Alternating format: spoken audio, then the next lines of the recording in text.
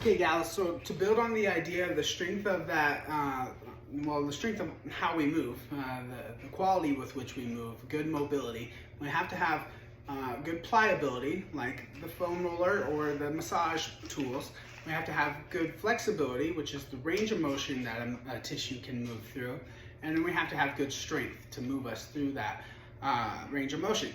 So Monica had specifically asked about this lateral hip because of something that her acupuncturist had mentioned with her knee issues.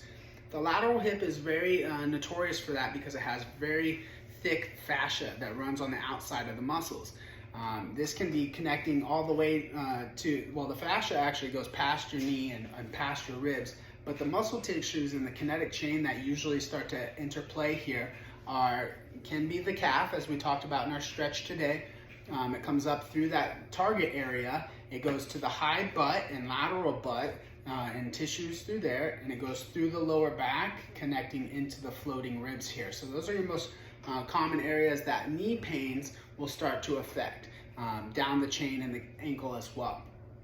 So with that, Monica had mentioned a couple of muscle groups that she's needing to strengthen according to the acupuncturist, or by recommendation of the acupuncturist. Her hamstrings are one. You have your outer hamstring that runs right here into the corner of your butt. It's called the semitendinosus.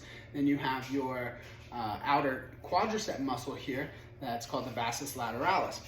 Those are two big, strong muscles, two of the biggest muscles in the lower body. But in addition to those thick tissues that you have running on the lateral thigh there, you also have those big fascial tissues. So I want you to, again, consider maybe a 5-minute routine of light rolling to help loosen up.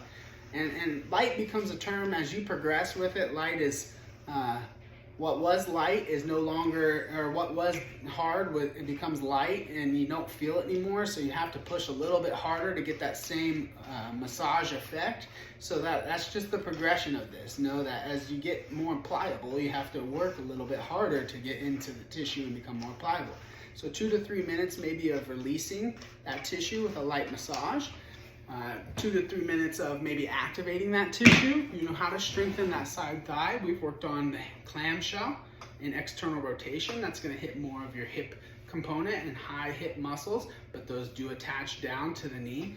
And then the lateral leg raise, Monica, I know you remember this one from our previous 2.0 class, where you're in an extended position of the leg and you're working on a lateral leg raise from here. I like to tuck my toes in to force my butt to do more.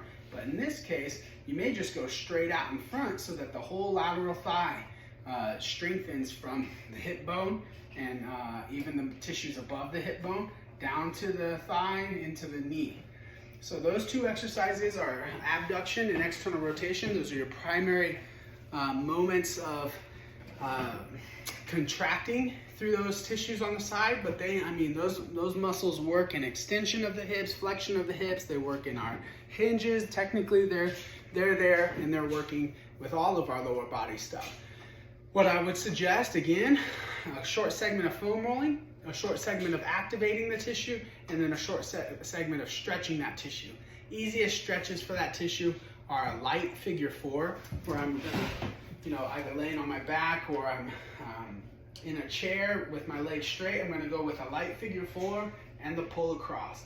That's going to really target that upper butt area of that stretch, but that comes all the way down across that fascia, the IT band, another muscle and fascial connective tissue that runs in there called the tensor fasciae latae, and then again, boom, the lateral quad, lateral hamstring. So a little pull across is a really good, valuable one for that, though you're going to feel it mostly right here in the butt cheek. The other one I might recommend, something we haven't really done a lot of, is just a lean away. So I'd support my body, I'd lean into it a little bit. You can see that it looks like I'm on a hillside here or something, so I'm leaning into it, and then I just push my hips out away a little bit. And that little flexion toward the chair is going to lengthen a little bit more that lateral side of your torso and your core, but that's going to branch into the hip here, and if you get going a little bit more, you'll feel it come all the way down and through to the lateral leg. a way to really make sure, and this all depends on the health of what you can do without pain. A way to make sure you're getting that lateral leg a little bit more is to bring it across, prop it on the inside leg, and do the same thing. I'm always going to use my hand here just to kind of feel things out, make sure that I keep my back healthy. So, mobility, good mobility is pliability, flexibility, and strength. And so we work on all three of those things. The foam roller in this situation is a little bit harder to work on the wall, but it gives us different ways. Like I was mentioning, different angles. So you could easily get that along the fibers of your quad, run just like my fingers here. You can push along the fibers. That's a good way to do it with something like this.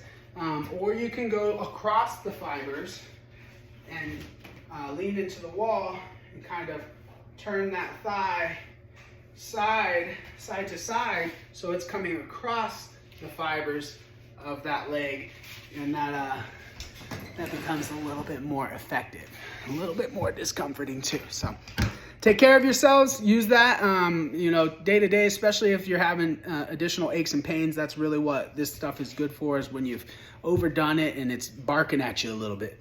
I'll see you next week. Bye-bye.